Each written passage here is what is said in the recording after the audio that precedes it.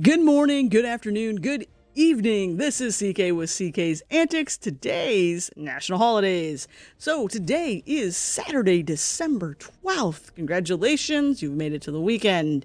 And if you are a Pokemon Go player, today is a community day. So don't forget, get out there and catch those Pokemon. And let's get to the calendar for today. We've got a lot of stuff to cover. So here we go. Here's the rundown. It is International Day of Neutrality, Gingerbread House Day, Our Lady of Guadalupe Day, Universal Healthcare Coverage Day, National Ding-A-Ling Day, that's just fun to say, and National Poinsettia Day, or Poinsettia. Let me know, where do you fall? Poinsettia, Poinsettia. You've got time to think. That's our last one we'll talk about, so think about it. And here we go. Let's jump right in. International Neutrality Day. Truly, this is about being Switzerland. Find yourself in the middle, be neutral, don't pick a side. Especially today with everything's going on, the politics, the other stuff, and whatever. You know what? Honestly, even though this is really about countries being neutral, I really encourage you just to take today and be neutral yourself. It's a lot more peaceful. It's going to lower your blood pressure and everything. Just take a breath. Exhale. It's going to be okay. Just take a peace day, okay? But anyways, National or International Neutrality Day. Let's find out some stuff. 1884. At the Berlin Conference, the concept of neutrality was used to resolve the conflict during the colonization of Africa, which I thought was pretty cool. 1914, World War I begins, and Switzerland remains neutral. October 14th, 1945. United Nations founded, and of course this gains worldwide sovereignty. February 2nd, 2017, the UN General Assembly announces December 12th as the International Day of Neutrality. So this has not been a holiday for too long. It's only been 3 years. So next, we have National Gingerbread Day. And this is a fun one. I really enjoyed reading about this one, studying about this one, because it was just cool. It was really, really cool. I found out a lot of new things that I never knew, and just the history behind gingerbread. So here we go. Bear with me, because this was a long one, but I promise you will not be disappointed. All right, gingerbread. It was a form of popular art in Europe. Just in general it was, okay? Molds were often used and displayed about actual happenings portraying new rulers, their family, their children, spouses, and parties, which is really odd. But okay, not sure why people would want that, but all right. Mold collections are held at the Ethnographic Museum in Turin, Poland, and the Bread Museum in Ulm, Germany. Now, when I was in Europe and living in Germany, I never made it to Ulm. But now I really do want to go back and put this on my list, because that would be really cool. I love going to museums. It didn't matter what the museum was, really. I just found, because you just find about history, it's cool history. So that's one of them. So definitely putting that on my list. And I never made it to Poland, so definitely for sure that will be on my list as well. Also, the tradition of making gingerbread houses started in Germany, and they figure around the early 1800s. And the first gingerbread houses were the result of a well-known German fairy tale, none other than Hansel and Gretel. So yes, those are some cool, historical stuff. And don't worry, we're not done. There's more. Trust me, there's more. And here we go. 1875, The Gingerbread Man, an American fairy tale, was first appeared in the May issue of St. Nicholas magazine. Okay, I didn't even know, one, that the Gingerbread Man was a fairy tale. Two, I didn't even know that St. Nicholas magazine was a thing, but apparently it is. So anyways, very cool. 2009, here you go. The largest gingerbread man weighed 1,435 pounds and was made by IKEA Furist in Oslo, Norway. Little IKEA joke here. I wonder if assembly was required. Oh, I cracked myself up. And if you don't get that, clearly you've never shopped at IKEA or purchased or received anything from IKEA. So sorry if that kind of left you like in the dark. And in 2013, at 35.8 million calories and covering an area of 2,520 square feet, nearly the size of a tennis court, a 21-foot high gingerbread house in Bryan, Texas was declared the biggest ever Guinness World Record. Okay, just to put things in perspective, when you think about this, the average U.S. house is 2,500 square feet. That's the average U.S. house. Single family home, 2,500 square feet. So literally, this gingerbread house is the average size of a house. The average size of a tiny house is anywhere from 100 to 400 square feet, which means you can fit 6.5 to 25 tiny houses in this one gigantic gingerbread house. Wow, that is amazing. And then finally, this little tidbit of kind of cool information is that in the 17th century, professional gingerbread bakers were the only ones allowed to make gingerbread. Yep, that's true. That's a fact. They said it right there in the history of the gingerbread house. Only professional gingerbread bakers were allowed to bake gingerbread in the 17th century. There was an exception, and that exception was Christmas and Easter. That's it. The only 2 times that someone outside of a professional gingerbread baker can make it. And they didn't go into detail about it, because did they go to school to learn how to do that? Is there some special ingredient that they made their stuff with that in the home when they made it for Christmas and Easter that they didn't use? This just really made me wonder what was so unique and special that only gingerbread bakers, professional ones, could make it. That was really cool. That was interesting. Anyways, that's all I have for you on gingerbread.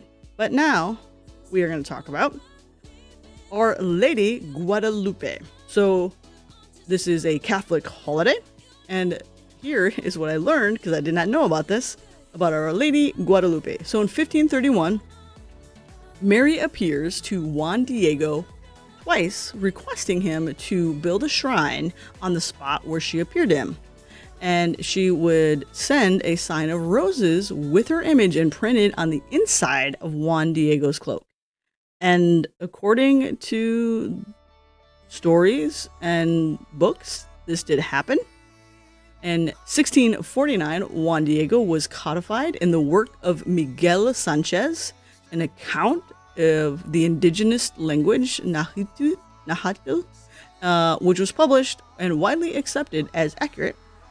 In 1929 to 1926 to 1929, during the Civil War in Mexico, the banners of rebels bore Our Lady Guadalupe's image with zeal and fervor.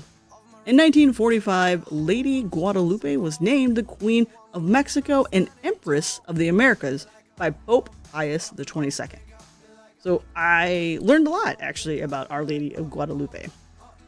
And even during some of the battles and the wars, people tried to sabotage the church where the statue, the shrine, is made. And story and legend says that even though stuff around it may have been destroyed or damaged, Our Lady Guadalupe never was.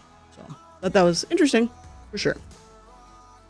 And it is also International Health Coverage Day. 2012, the resolution on global health and foreign policy is passed in the UN. In 2015, the UN adopts the target of universal healthcare coverage by 2030. We're almost there. We've only got 9 years left to make universal healthcare coverage a thing, according to the UN. In 2017, the third UN resolution is passed, calling for health for the most vulnerable and, of course, prompt and inclusive healthcare society. And finally, in 2018, the Universal Healthcare Coverage Day is cemented, meaning as the first time it was actually celebrated. And the theme. It has a theme every year. So this year's theme for 2020 is Health for All, Protect Everyone. So that is International Health Coverage Day. And now, the fun one to say, National Ding-A-Ling Day. Apparently it's a twofer holiday. Of course, this come up made by Americans. And twofold, here it is. 1, call your friends, call your family. 2, apparently you have the right to act a little weird. Just a little. It specifically says a little weird today. Well, you know what? National Ding-A-Ling Day. Guess what? I act weird every day. And not just a little weird. Just flat out weird. So yeah. Anyways, I'm just enjoying saying National Ding-A-Ling Day. Of course, it's Ding-A-Ling because it's about the ringer, all that kind of stuff. But interesting facts about bells first. 2000 BC was when bells apparently go all the way dated back to 2000 BC. And of course, the invention falls to the ancient China time. 1800s, bell ringers were very popular. And they would actually practice with groups of people to get together to make music using the bells, which now totally makes sense, especially around Christmas and why carolers have the bells. Light bulb, right? And then here's another one. 1891, Salvation Army uses the bell ringers for the first time in San Francisco to attract donations to their red kettles. So I thought that was really, really cool because I did not know that. And then here it is, finally. I think truly where this holiday honestly started, and I'm not sure if you really want to call it a holiday, but I think maybe its origin story started here in 1972 with Frankie Heil of Illinois, who started a new tradition when he placed a free ad in the Chase's calendar of events, recruiting people interested in spending $1 to join a club to phone a family member or friend. Okay, so it didn't cost him anything to put this ad in, and then he got paid by people to basically make a phone call. So I thought that was kind of cool, and I'm curious to know how much money he actually made with this. And was it free? Like, did he do this every year? And was it free? Like, was his ad free every year? So, but that's it. National Ding-A-Ling Day. So hopefully you give your friend or family member you maybe haven't actually talked to in a while a little call today. Give them a ringy dingy doo. All right. Next and finally, the poinsettia or poinsettia. Have you thought about which way you prefer to say it? Let me know. Poinsettia. Tell me. If it's a poinsettia, say A. If it's poinsettia, tell me B. All right. So here we go. King Montezuma adored poinsettias. He believed that that the sap that they produced reduced fevers. So he actually had caravans of poinsettias delivered to him because he believed in that sap so much.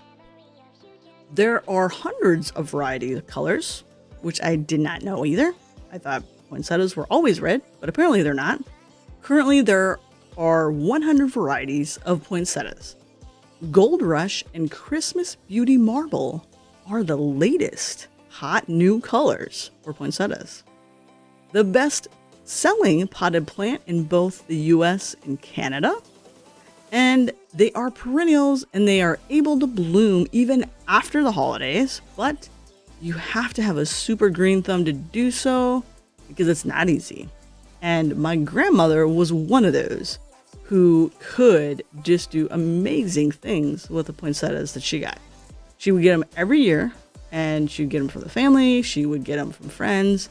And I was amazed, like, how long her plants would last. We're talking months. Probably, I want to say the longest I remember one of them is, like, well into April.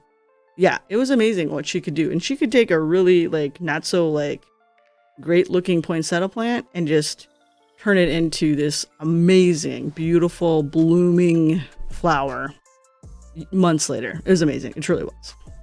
So, 2002. Congress actually created National Poinsettia Day to recognize the contributions of Paul Eck, the founder of America's poinsettias industry. And then in 1600s, Spanish botanist Juan Baum referenced the poinsettia plant in his writings, calling them by their Aztec name, which, trust me, I'm not even going to attempt to say, but I will tell you what that translates as, and that is star flower. And then in the 1300s, the Aztecs actually produced a vibrant red dye from the poinsettia. So those are your interesting facts about poinsettias or poinsettia. Let me know in the comments where you fall. And that is all the national holidays for today. But we still have a couple more things to cover. First, CK's Antics December fun. Hopefully you've been enjoying the vlogs that I've been doing. And again, I encourage you to join along with me. Get creative this month. Get ready in the holiday spirit and Christmas spirit. I've already given you the prompt for each day. And then just go and be creative. I think especially for adults, we haven't really been creative like we were as kids, right? We get busy with life and adulting and all that stuff. And I was talking with a couple of my friends the other day about this. And because of COVID, when we got locked down, we noticed that we started picking up kind of things that we were interested in our younger years, young adults in college, or even growing up, things that we got interested in and really doing. And now we're doing them again because we have kind of that extra time on our hands, especially if we were working from home. And that's kind of where this is kind of coming from. It's just tapping into that creativity again and being a kid again, because honestly, we truly are creative human beings. And this is just about finding the medium that works best for you to be creative. So it doesn't have to be a drawing. It doesn't have to be a vlog. It can be anything. Just be creative with this stuff. And there's no limits. There's no boundaries to this. Just think outside the box. This is an opportunity to have fun with something. There are no rules whatsoever. Just use the word. That's it. That's it. Just use the word. So speaking of which, what is today? Keyword? Your keyword for today is gift. So go ahead. That's your word to use today. Go ahead. Find something unique to do with that word. And just go create. Go be creative. And if you do, go ahead and use hashtag CK's Antics _December fun. That way I can go ahead and go look for it as well and see your lovely creations. And next, a holiday that's not on the calendar for today, but something I do want to celebrate because it's near and dear to my heart. Are you ready? Here we go.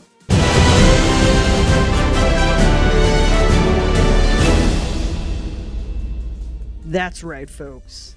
The Army-Navy game. Today is 121 years of this football rivalry between two awesome service academies. One a little bit more than the other, and that is the Naval Academy.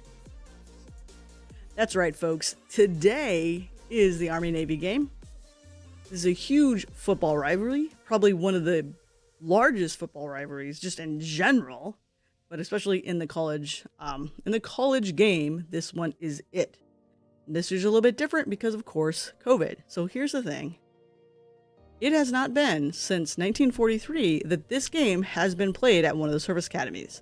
This year, Army gets to host the Army-Navy game on their home turf. Normally, this game is played in Philadelphia when Army has home field advantage. And then on those other opposite years, Navy has their game played at DC, into DC, I think FedEx Stadium. And the reason why this is because their own stadiums just don't hold enough people that show up to these games. However, this year's different, right? COVID's different. Philadelphia passed to host this game, which is why Army is hosting it. And the only people who will be at the game are the midshipmen from the Naval Academy and the cadets from West Point. But you can watch the game. I believe it's on CBS starting at 3 p.m. Eastern Standard Time. Trust me, this is a game that will be fun to watch, and I think you'll have a good time. And I'm looking forward to it. And for Army, they got a lot at stake because this is their home turf, not just in Philadelphia, but they are literally playing on their home field. And they haven't done this since 1943. And who knows if they'll ever get a chance to do this again, to play this historic rivalry.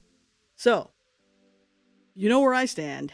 Navy, Naval Academy, alum, So yeah, Navy all the way. Go Navy, beat Army. And if you're liking these videos, please go ahead, make sure to give me a like, hit subscribe, and of course, leave a comment. Let me know what you like about these videos, what you're learning. And with that, folks, I wish you a fond farewell. Have a wonderful, wonderful day. And don't forget, go Navy, beat Army. Bye-bye.